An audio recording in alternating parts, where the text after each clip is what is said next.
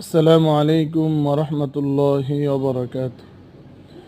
যেই মেয়েটা রাস্তাঘাটে মাথায় কাপড় নাই, যেই মেয়েটা রাস্তাঘাটে মাথায় কাপড় নাই, বুঝতে হবে সেই মেয়েটা লজ্জা শরম নাই, বুঝতে হবে সেই মেয়েটা লজ্জা শরম নাই। কিছু মেয়ে নিজের দেহ পার্কেও দেখায়, কিছু মেয়ে নিজের দেহ বাজারেও দেখায়।